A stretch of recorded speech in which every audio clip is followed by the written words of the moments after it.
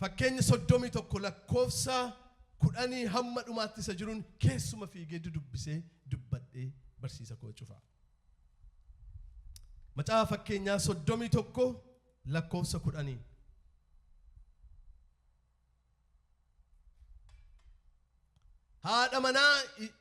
haadha manaa mana ishee qabuu dandeessu eenyutu argachuu danda'a? Isheen callee gati jabeessa hundumaa irra guddaan caalti. Abbaan manaa ishee in amanata. Qabeenyis isatti hin irratu. Bara jireenya ishee hundumaatti wanta gaarii gootiif malee wanta hamaa isa irratti hin hojjettu. Isheen rifeensaa fi quncee talbaa barbaaddee dhimmitees uffatan dhoofti. Markaboonni naggaadotaa biyya fagoo dhaqanii akkuma mi'a fidan isheenis biyya fagootii nyaata ishee in fidatti.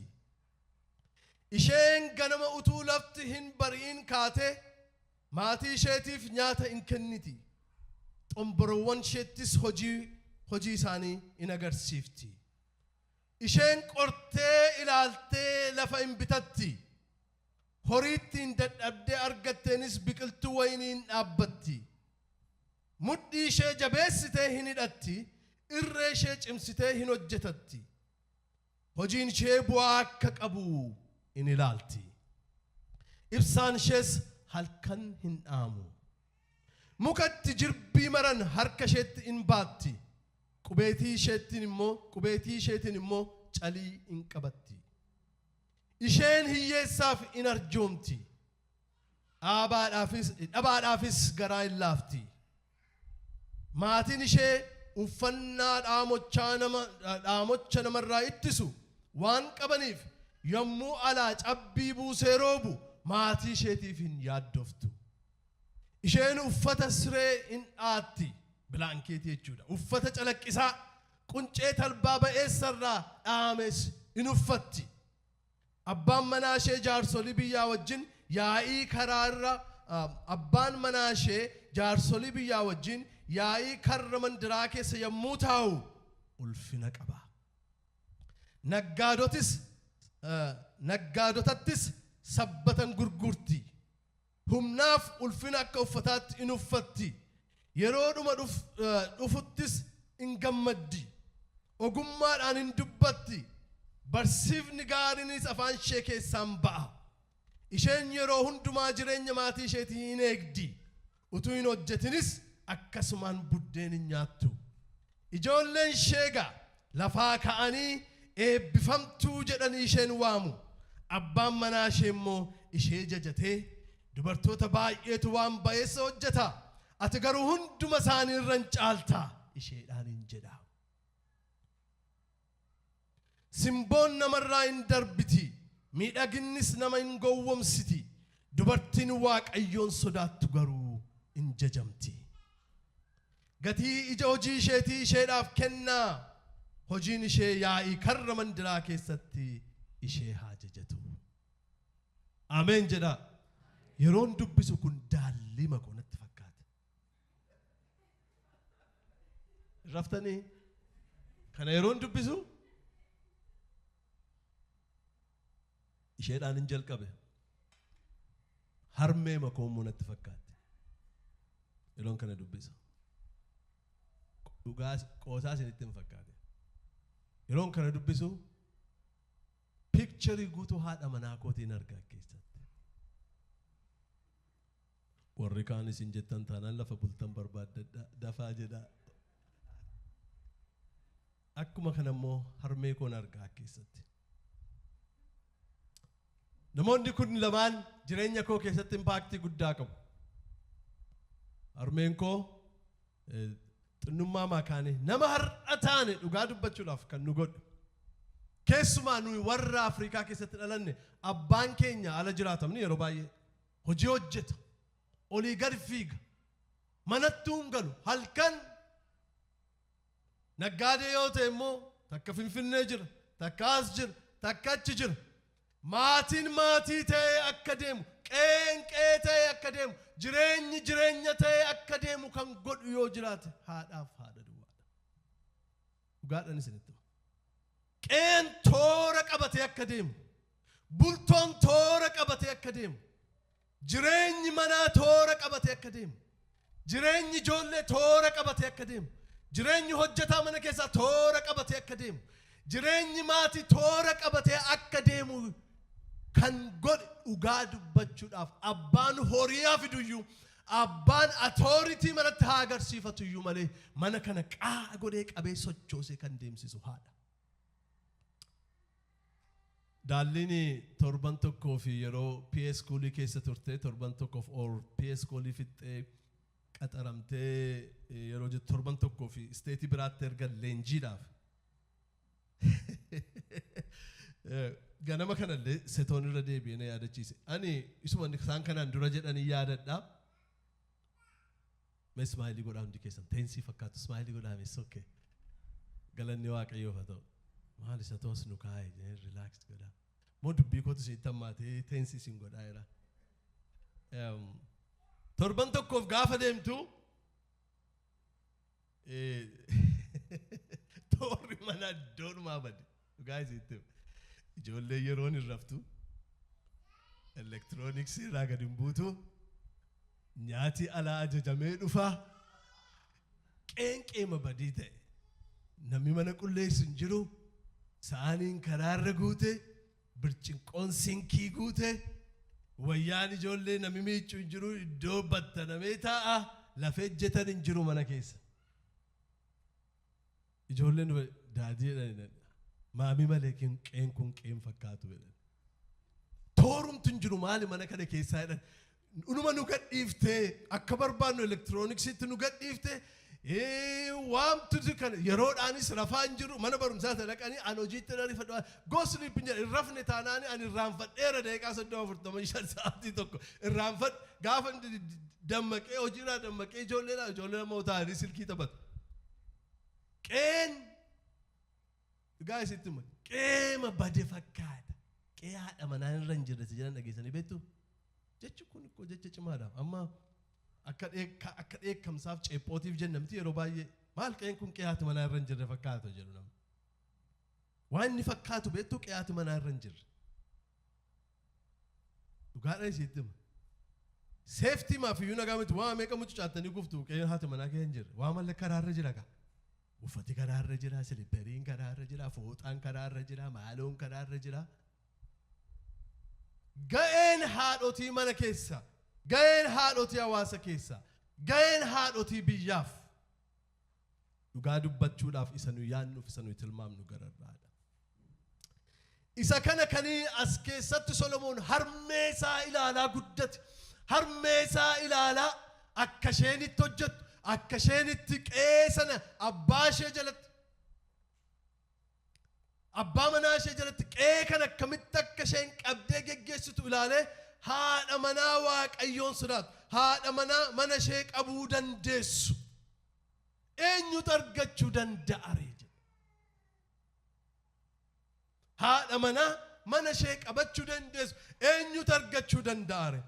Isheen callee gati jabeessa hundumaarra guddaan caalti. Dhugaadhaan isinitti himan jireenyi maatii tokkoo milkaa'uu dhabuun haadha manaa irratti hundaa'a malee abbaa manaa irratti hundaa'a. Impaaktiin istadiin agarsiisu tokkittiin qormaan agarsiisu tokkittiin maatii abbaan manaa amantii itti jabeessee qabatu keessatti maatiin sun maatii amantii ta'aa jedhu.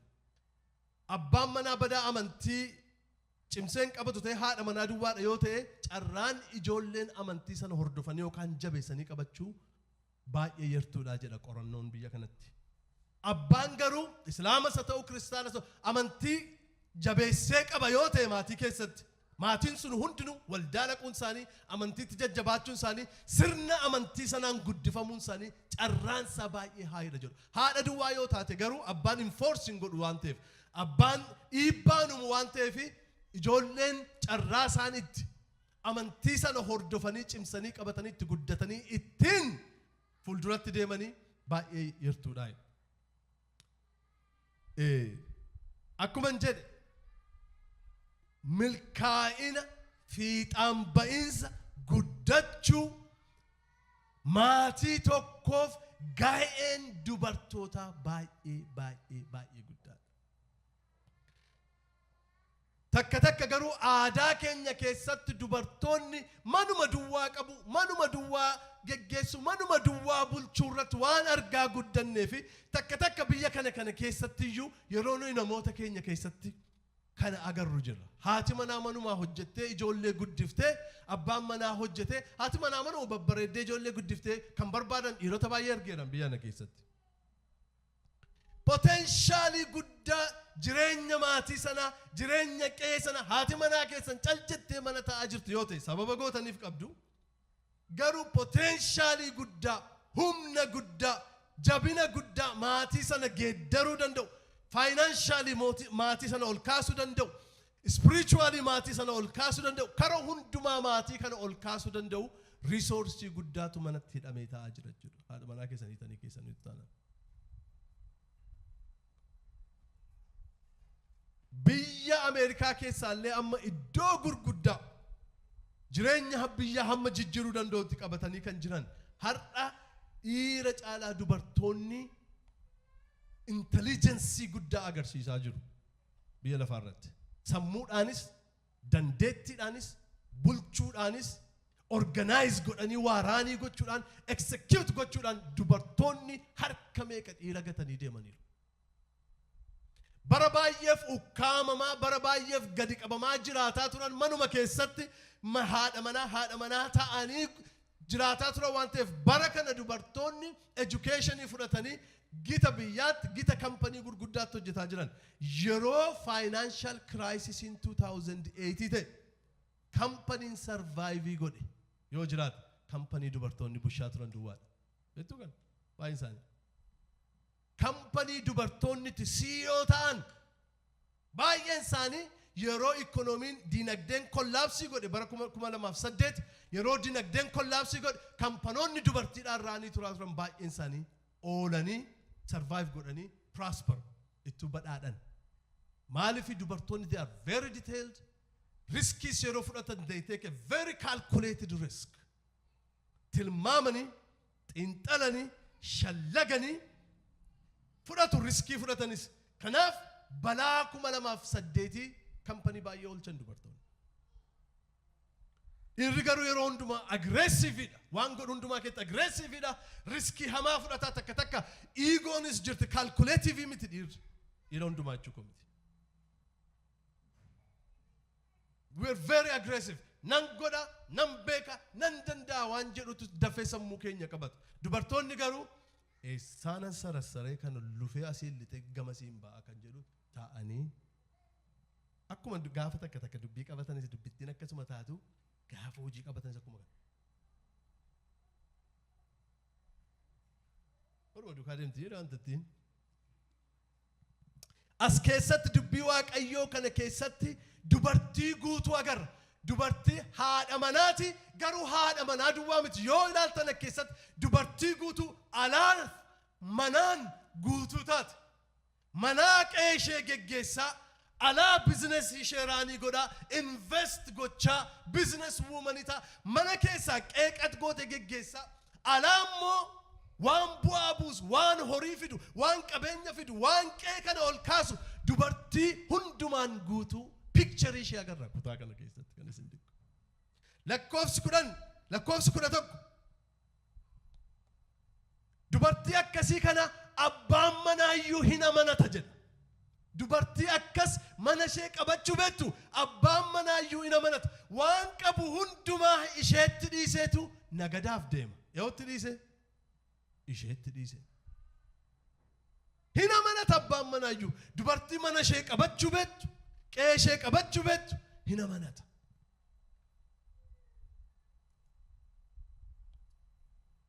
Bara jireenya ishee hundumaatti waan gaarii gootiif malee waan tamaa isa irratti hin hojjettu. Isheen rifeensaaf quncee talbaa barbaaddee dhimmitees uffatan dhoofti. Isheen rifeensaaf quncee talbaa barbaaddee dhimmitees uffatan dhoofti. Maal jechuu isaati kutaan kana? Isheen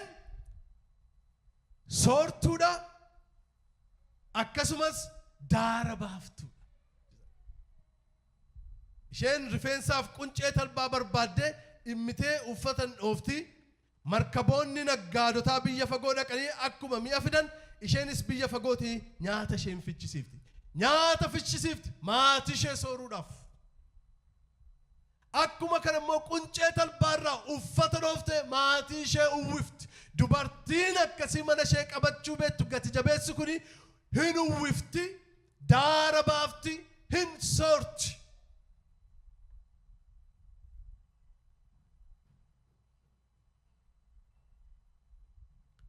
lakkoofsa 15 irratti isheen nama hojiiti jedhe. Ganama kaatee bariidhaan kaatee maatii isheetiif nyaata kenniti. Akkuma kana immoo ofii ishee hojjechuu duwwaatu hin ta'in attamitti namoota toora qabsiiftee akka hojii hojjechiiftu beekti. Xomboroota ishee hojii hojjechiifti jedha. Mana ishee qe'ee ishee eeggachuu beekti. Ijoollee ishee uwwisuu beekti. Ijoollee ishee sooruu beekti. Namoota mana ishee keessa jiran toora hojii irra dhaabdee akkamitti akka hojii hojjechuu danda'an beekti. Ijoolleen yeroodhaan rafu, ijoolleen yeroodhaan ka'u, ijoolleen mana barumsaaf qophaa'u, uffata gaarii uffatu, akka isaan babbareedan ilaalti, akka isaan rifeensa filatan ilaalti, akka isaan uffata qulqulluu kaawwatanii jiran ilaalti. Toora manichaa toora qabsiiftee deemsifti. Dhugaa isiitti utuu dubartoonni hin jirre manni kollaabsii magoodha. Mana koo keessan beeka. Takka garuu hojiin keenya hojii dubartoota kana ala kana hojjennee jaarree waan finnuu fi hojiin keenya hojii kan isaaniirraa baay'ee waan wayyuuf waan caaluuf nu caalaa waan dadhabne nu baay'ee caalaa ala kana joorree jawarree waan dhufnuu fi nuyitu caalaa waan dadhabne fakkaata. Bara asitti illee lamaanuun hojjetu. Abbaa manaatu jedhanii qoosaa tokko sitti meetanii itti deebi'a. Yeroon hundumaa isa hojjetee galaa haati manaa hojjetti, mana qulleessiti, nyaata hojjetti, ijoollee teekkee rigoti. Inni immoo hojii alaa hojjetee gala. Yeroo dhufu manuma keessatti ishee arga waan ta'eef gaaf tokko waaqayyootuma akka haadha manaa koo kanaa manuma kana keessa taa'ee boqochuu danda'e jedhe. Dhufee gaafa argu manuma keessa isheenii abbaa manaa koo galatti manni babbareedeera. Amma inni eewutu babbareechaa oole isa jedhu yaadu. Manni babbareedeera. Isheenis daftee dhidhiqattee abbaa manaa kootti dhagee mul'achuun irra jirattee itti diddibattee shaxxattee babbareeddee deetti. Waan tallee kun ofuma isaatiin xaaxaa of godhee qophaa'ee waan eegutti fakkaata. Eenyu jooraa akka oolee, qulleessaa akka oolee, toshaa akka oolee, isa kana hundumaa dagate waaqayyo akkuma ishee kana gaafuma tokko mana taa'ee utuma natti tolee mana oolee jedhe. Haa ta'u odee gooftaan gaaf tokko wal geeddariin.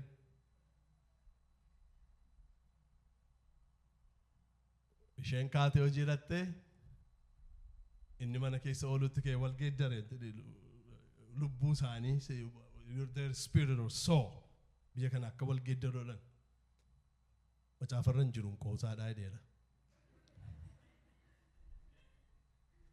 Akkasiisin godhaa waaqayyo jedhamu tokko immoo taa'e. Wal geeddaree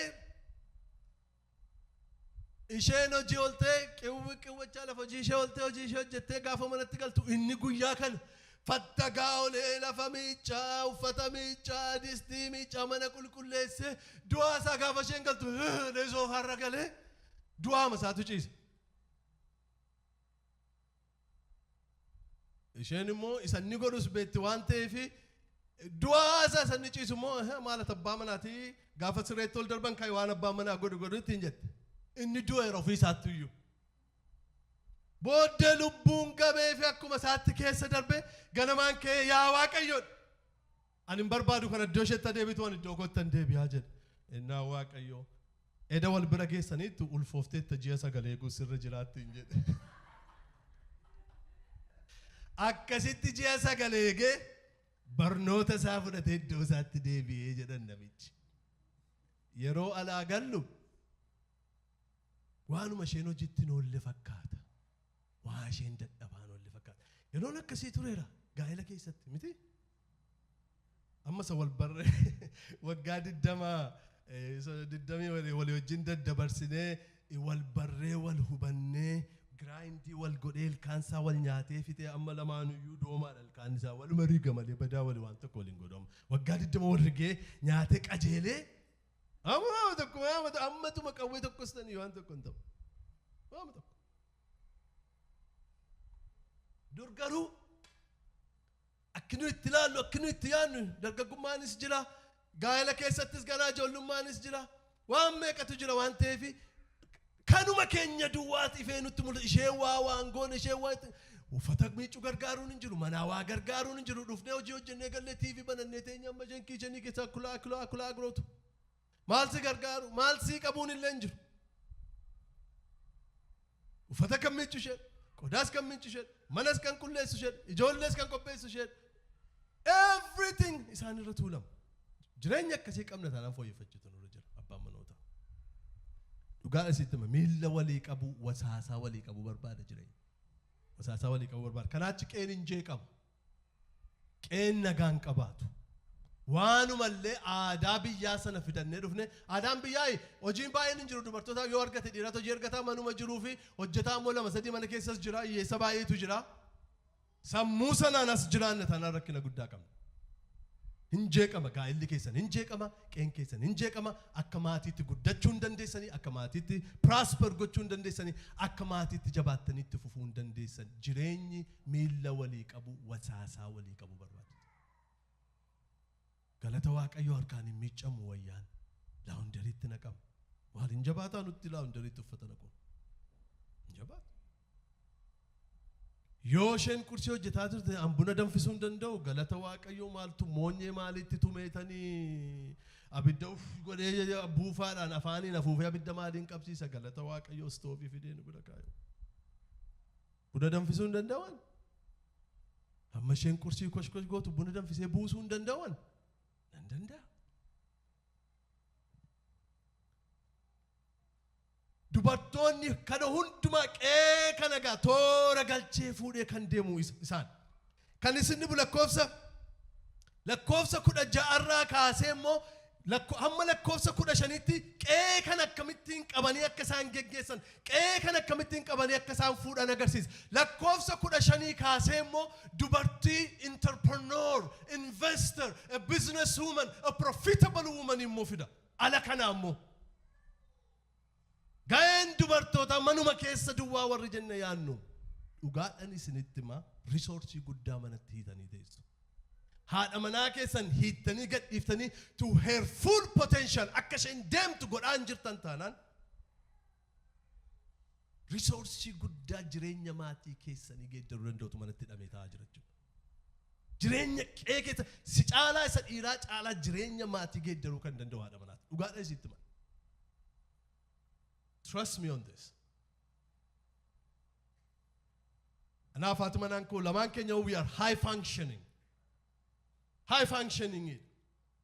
Hata ujumale ugadan isinittima lafa walgay tokko fuudhee yeroo nufu waa tokko one finance number kana sheegoda waan ta'eef lafa walgay yeroo fuudhee dhaqu ofii kos dhufeera brainy goes fidee dhufeera deem fuudhee dhaqa haadha mana keetta wal beeksisa lafa walgayii gundumaatti faranjoota wajjin nagada kanaaf yeroo deemu ishee akka sammuu kootiitti introduce ishee godha maaliif beektu she will be highly respected akkasitti walgayii sana keessatti gaa already barcuma kanarra ishee kaayera waan ta'eef oofuu dandeessi walgayicha gara barbaaddetti barcuma sanarra namni buusu hin jiru naambersii kana sin galchitu waan ta'eef dubartoonni they are highly skilled dhugaa isitti detail oriented waa toora qabanii yaadatanii galmeessanii waaraan gochuu toora qabsiisanii deemsisu nu caalaa danda'u nuyi big picture dha dhiirri yeroo baay'ee waan irra keessaa kan mostly visionary waan gubbaa kan akeeka baasu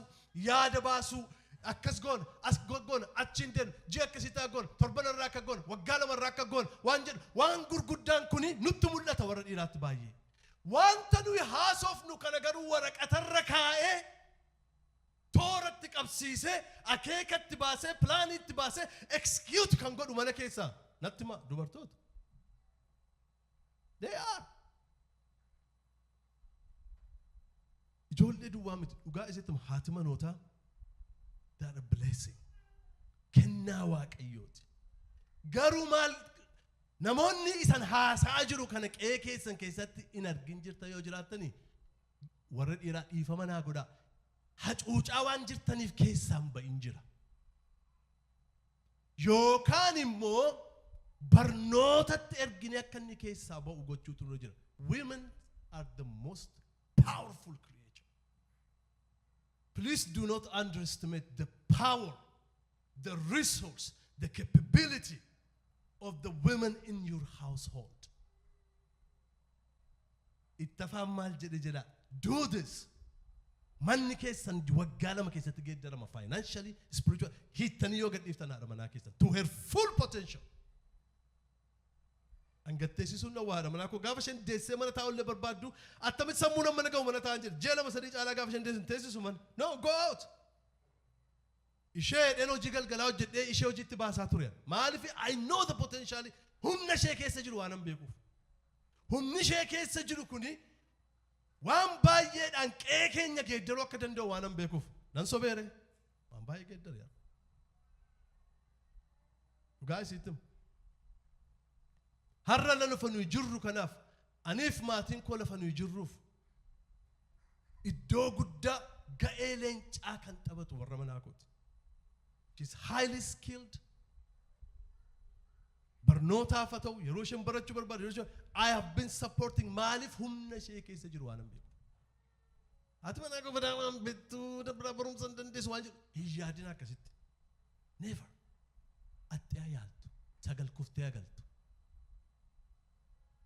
Manan kaayinaa haadha manaa baasaa habarattu hojii barbaaddatu let her go let her fly puushii godhaa gargaaraati haadha manaa keessan ammatuun digiriin qabaatin isheen digirii qabaatti sammuun akkasii tokko jira biyya keenyas anatuun digirii tokko hin qabaatin ishee digirii lama qabduun fuudheen isa booddeen digiriitti baafadheen jalqaba digirii koo haadha abbaa manummaatiin an fudhe isa booddeen immoo mana barumsaatti deebi'e. Barumsaaf isin caalteef horiin isin caaltee damoozaan isin caalteen bu'aan isaa eenyuufi yaa saba maatii keessaniif maal ta'a yoo damoozaan si caalte maal ta'a yoo barnootaan si caalte waannaa qubna gar fiqirna miti biyya keenya qubna garri jaalalli isin gidduu jiraachuudha malee isheen horii tuultee fiddee barnoota tuullattee keessas eenyuufi maatii makeessiif. Amma an jettee yaadde taana amma an achi godhu amma an akkas godhu amma an kana achiif godhutti ishee manatti hiitee ka'aa jirta taanaan dhugaadhaan sitti maqee balleessaa jirta. Lamaanuu wal duukaa wal qabadhaa koochoo baasaa wal qabadhaati koochoo baasaa balaliyaa. Lakkoofsa 15 irratti akkana jedhu isheen qortee laaltee lafa bitatte. She is a real estate person. Qortee ilaaltee analysis gootee lafi kun gaariidha. Iddoon isaa gaariidha. Location isaa gaariidha. Gatiin ittiin gabaa irratti ba'e gaariidha. Yoom bite bu'aa hin buusa. Maatiin keenya ittiin badhaadhaa jettee qortee ilaaltee lafa bitte qortee ilaaltee inni jedhu kun research market analysis jechuudha. Dubartiin qortee ilaaltee shallagdee xinxala goote lafi kuni hin baasaa nan bitaa biteen immoo irra qotee gaardanii kana keessaa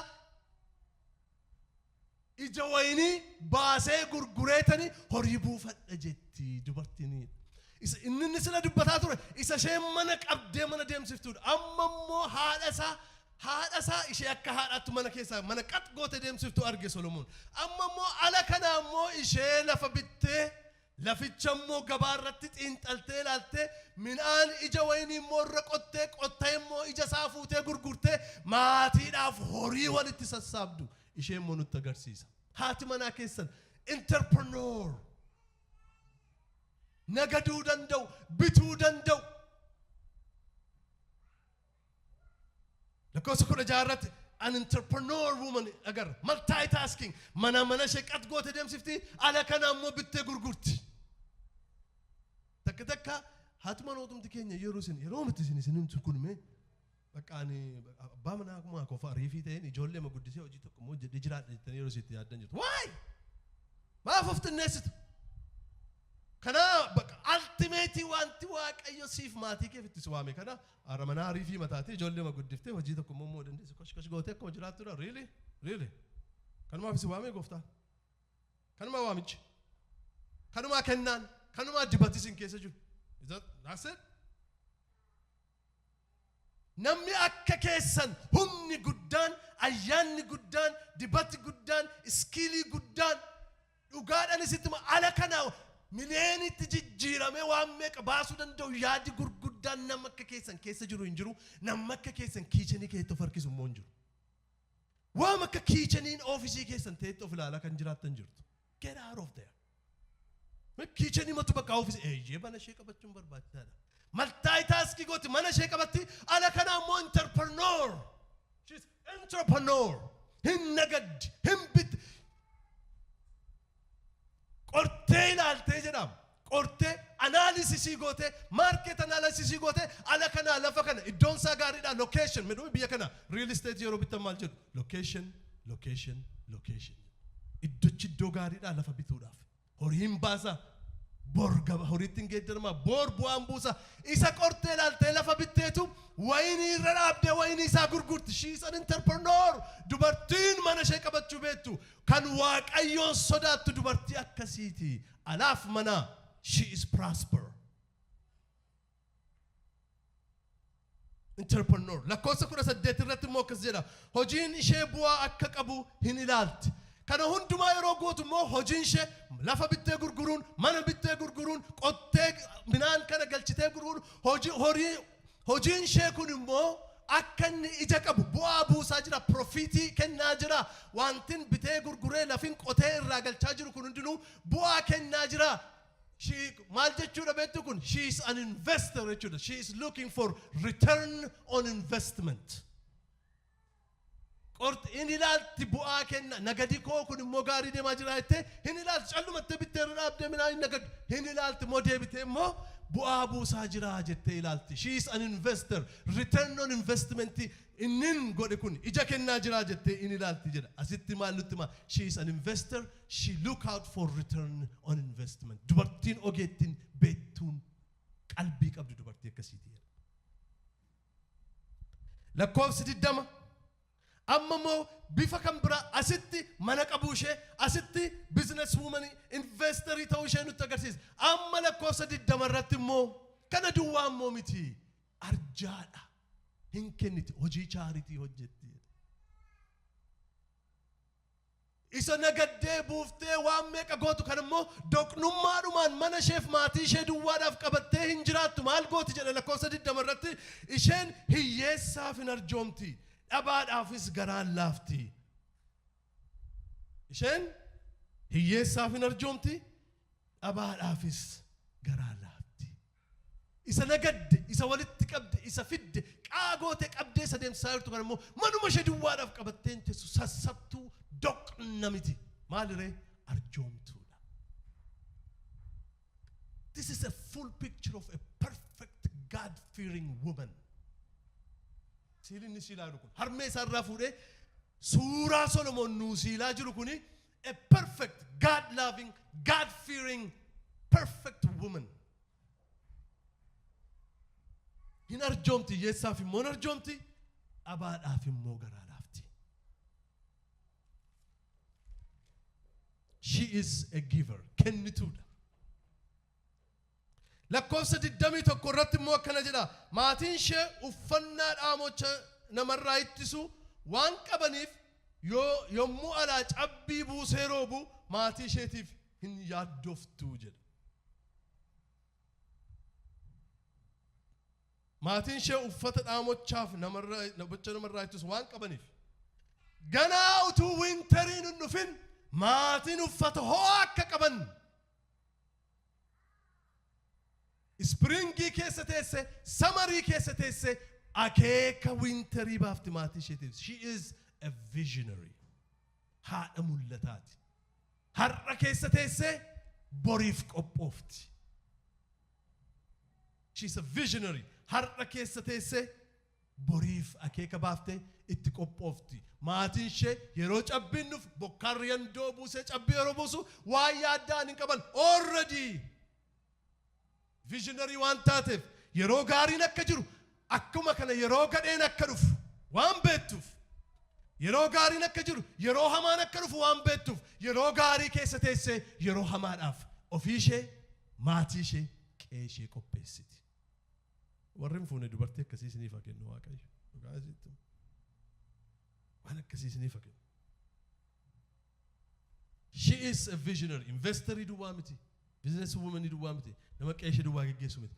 Nama bor har'a keessa taa'ee boriif of qopheessuudha. Amma waa'ee jireenya dhuunfaa isheetitti deebi'a. Lakkoofsa 22 irratti immoo akka jedha. Isheen uffata siree hin dhaatti, uffata calaqqisaa quncee talbaa ba'ee sarraa dhaames hin uffatti. Waa'ee uffannaa isheeti immoo harmee isaa ilaalaa guddateen. Xinnummaa kootu waa yaadadhu harmee koo akka kana. Akkuma kana sanbata yeroo hundumaa wayyaa habashaa isaanii kaa'atanii wanti yaadadhu yeroo isaan sanbata uffata habashaa isaanii kana kaa'achuuf uffata habashaati moo uffata Oromoo kana uffachuuf yeroo isaan banatanii naannoo masanan jira shittoon saanduqa sana keessaa ba'u amma ammaatti nama fuunfadha dhugaa foolii sana amma ammaatti beekana nama waggaa 40 meeqaa ta'e waggaa koo isheetti mee keessa yabade foolii shittoo harmee kooti yeroo xinnummaa sana amma ammaatti na yaadadha. Sanbata harmeen koo maal fakkaatan akka waldaa dhaqan na yaadadha. Of bira mana teessisanii yookaan sharfee yookaan assirii natti kennu akkam buusuuf kennu akkam baruuf. She's a good mom. Har'a kennu mana Waaqayyoo keessa hojjechuu jiraachuu kan every Sunday isaantu nu fudhachi keetti nu guddisa. As keessatti isa kana dubbata.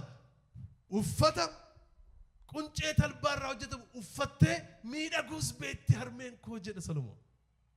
Uffattee itti tolee uffata miidhagaa uffattee miidhaguus beetti.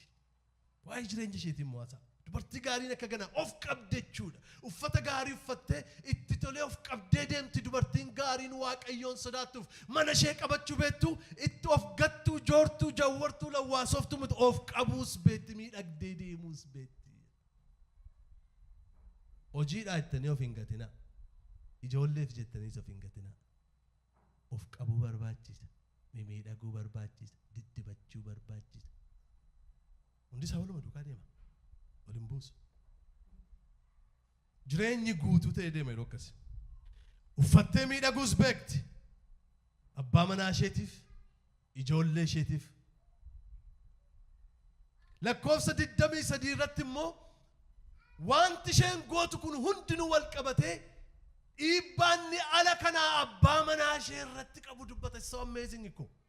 Wanti isheen mana geessaa gootu kun, nagadi isheen nagaddu kun, miidhagdee deemuun ishee kuni abbaan manaa ishee karra mandarichaa keessa jaarsolii wajjin yeroo taa'u isheerraa kan ka'e maal qaba jedha?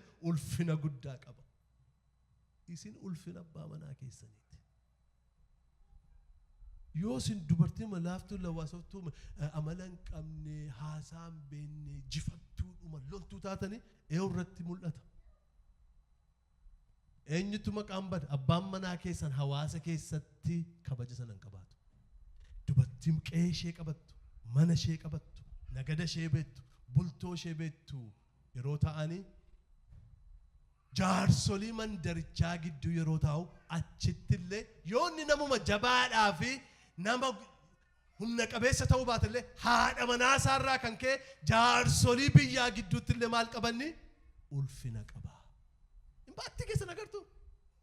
Dhiibbaa isin uumuu dandeessan mana keessatti, waldaa keessatti, biyya keessatti ofirra dabartanii abbaan manaa keessanii dhiibbaa sana akka qabaatu. Maal jedhee? Abbaan manaa ishee jaarsolii biyyaa wajjin yaa'ii karra mandiraa keessa yommuu taa'u ulfina qaba. Abbaan manaa keessan namaa wajjin yeroo taa'u, keessummaa wajjin yeroo taa'u, ollaa wajjin yeroo taa'u, hiriyoota isaa wajjin yeroo taa'u ulfina guddaa qaba. Takka nagarra namoota baay'ee yoo ta'u baatellee takka yeroo haati manootaan nama duratti abbaa manoota isaanii ulfina dhowwan. Yoo haati manaa akka gootu akkamitti fudhatamattanii yaaddu abbaan manaa ala kanatti haasaan haasaa camcalaqii qabuun ta'uu inni sui konfidensiidhaan hin haasa'u sodaataa haasa'a lafa isheen jirtutti yaaddaa haasa'a mataa keessa gadi rukutti ka'a qwa yoo inni haasa'e maali akkas miti inni immoo maal haasa'a gaafa isheen jettu nama gidduutti amma keessummaan sun banutti haasa'an haasa'u koo ta'e dhaggeeffatu kabajan qabu dhugaa isiitti this is dangerous wanti guddaan mana diigu tokko kana amma haadha manaa gadhee taatullee nama duratti soballee feekii illee taatu asirra kaa'e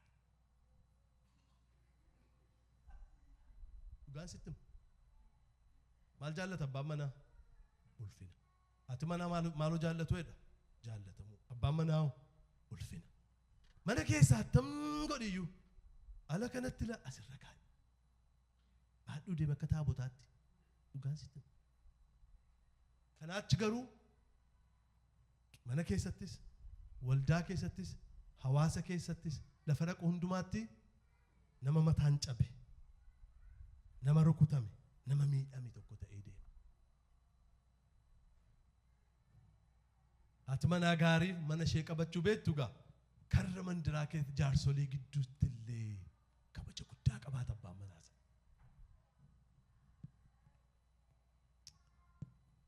lakkoofsa 24 isheen quncee talbaarraa uffata dhoofte in gurgurti amma sitti immoo sila investerii ta'uu ishee agarsiisa lafa bituu ishee real estate ta'uu ishee agarsiisa she's a real estate entrepreneur she's an investing entrepreneur asitti immoo naggaade quncee uffata gurgurte nagad maalifi financial security maatii isheetti barbaada maatiin ishee horiidhaan hiyyeessa akka hin taane hiyyumni mana sana keessatti akka mul'an dhabi namaa gadi nama gooti miti hiyyummi gadheedha beekaa hiyyummi gadhee galata waaqayyo hiyyoomee hin beeku garuu hiyyummi gadheedha waan inni nama godhu argaa guddanne warra biyya sanaa dhufne inkaamii jenereetii gooti she generates income hun gurgurti uffata dhooftee gurgurti jedhe humnaa fi ulfina akka uffataatti nuffatti yeroo dhuma dhuftuttis hin gammaddi ogummaadhaan hin dubbatti barsiifni gaariin afaan ishee keessaan ba'u jedhe lakkoofsa 26 irratti immoo barsiiftuudha hin barsiifti barsiisa gaariitu afaan ishee keessaa ba'a jedha afaan ishee keessaa barsiisni gaariin hin dhibu barsiiftuudha lakkoofsa 27 irratti immoo eegduudha tiksituudha qee kan tiksu qee kan eegu isheen yeroo hundumaa jireenya maatii isheetii maal gooti hin eegdi jireenya maatii eegdi jireenyi maatii eegamaa secure akka ta'u hirrinni akka hin jiraan deegi akka hin jiraan beela'uun akka hin jiraan daaruun akka hin jiraan jireenya maatiitti eegdi ga'een haadha manaa gaarii waaqayyoon sodaattu hin eegdi eegduudha tiksituudha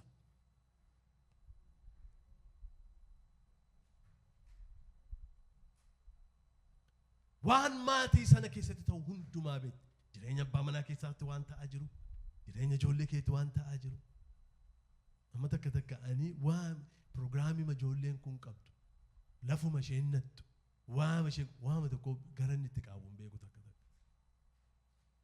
kaya asitti of yoo isheen jette kaya moo fuudha takka geessuru geessenna an takka sammuu sagal qabdii laatan kan hundumaatti yaadattu hin jedhe dhugaa isitti maa sammuu sagal qabdii akkuma kan hundumaa yaadatti little details qeen kun eessaan bahee eessa akka galu eessarra akka deemu kun hundinuu ga'een harmootii haadha manootaa isa kanaaf yeroo nu gorsu gaa Efesoon 6 irratti Efesoon 6 lakkoofsa 1 hamma 8 dubbisa lallaba koosumaan gara dhumaatti fida Efesoon 6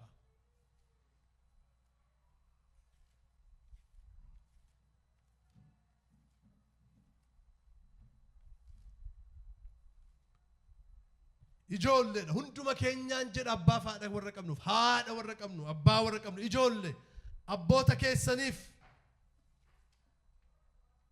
haadhota keessaniif abboomamaa kun gooftaa duratti qajeelaadha abboomin inni dura abdii wajjin kenname abboomin inni dura abdii wajjin kenname abbaa kee fi haadha keetiif ulfina kenni isa jedhuudha. Abdichis gaarii akkasiif ta'utti lafarras bara dheeraa akka jiraattutti jedha. Egaa waa'ee haadha manaa amma kana haasofne dubbii Waaqayyo maalluun jedha? Abbaa keetiif haadha kee ulfeessi. Gaarii akkasii ta'uuf, bara gaarii akkasii ta'uuf, prosperous life in Ingiliffaa akkuma immoo bara dheeraa. Waan lama kan isin dhibu macaafa qulqulluu kana keessatti abboommiin kurnan keessaa abboommiin abdii wajjin kenname yoo jiraate isa kana duwwaadha. Miti luba hin hatin jedhe, hin sobin jedhe, hin ajjeesin jedhe. Isa kana garuu ergi abboommii kenne booddee abdii wajjin walitti hidhe. Baay'ee nama dhiba.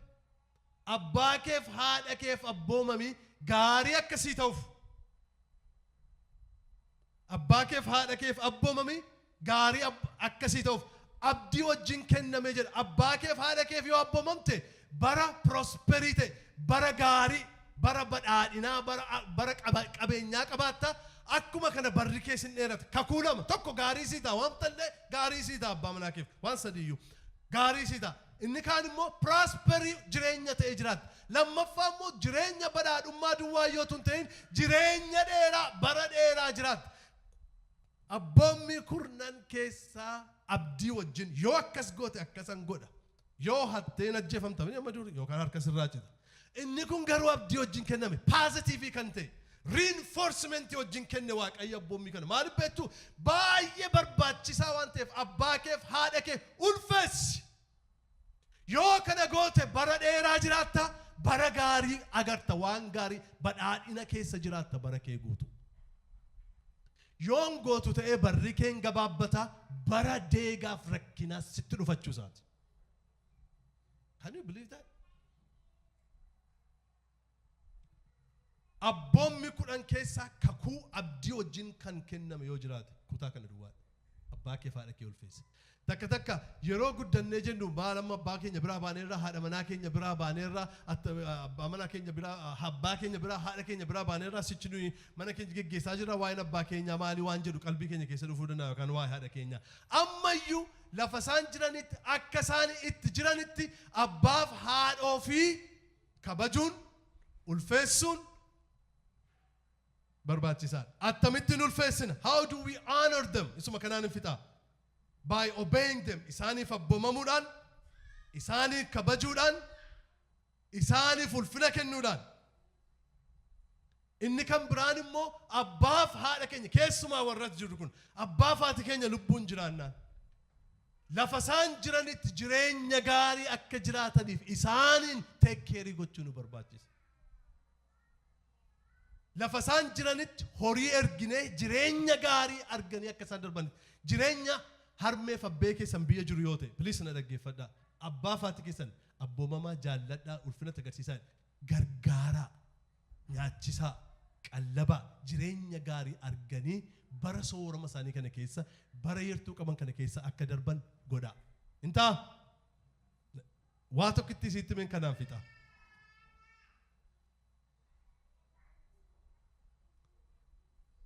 Yesuus Kiristoos ishee kana duwwaa na dhagaa. Yesuus Kiristoos waan torba haasa'e fannoo irra dhaabbate. Waan torba. Fannoo irra akka jirutti Yesuus Kiristoos waan torba duwwaa dubbate. Waan torba keessaa wanti tokko obbolaa isaatiin maal jedheen? Ilaa haadha keessan adaraa teekkeerii naa godhaa.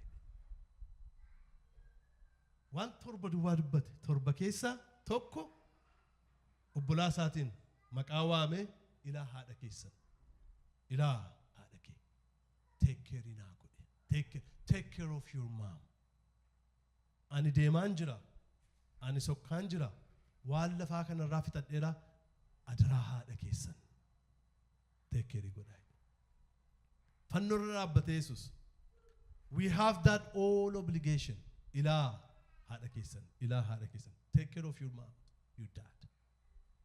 Yeroo xinnoo isaan qaban yeroo yartuu isaan qaban keessatti jireenya arganii gammadanii itti tolee isaaniif miti ofii gootan. If you do that, yoo kana gootan ofii gootan prosper taata, hin badhaadha, bara dheeraa jiraatta yoo kana goote. Dhugaadhaan isinitti hima, you're gonna prosper in a live long life. Kakuudha ka. Kakuu wajjin, kakuu haaraa keessatti too asitti koo Phaawulos dhufee reinforce godhe. Hin yaadattu akkas jedhameera.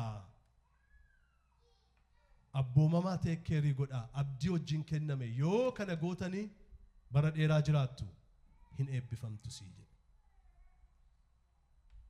Harmootiin guyyaa irraa baga geessanii Waaqayyo inni isiniin nuuf kenne maqaan isaa eebbifamu.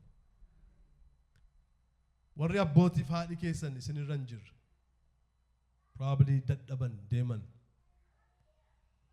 Guyyaa irraa nama tokko tokkoof painful ta'uu danda'a. Guyyaa haadhaa yaaduu, guyyaa abbaa yaaduu, abbaan namarraa du'eera yoo ta'e waa'ee abbaa yaaduun jira, haadha namarraa du'ee ta'e waa'ee haadhaa yaaduun hin jira.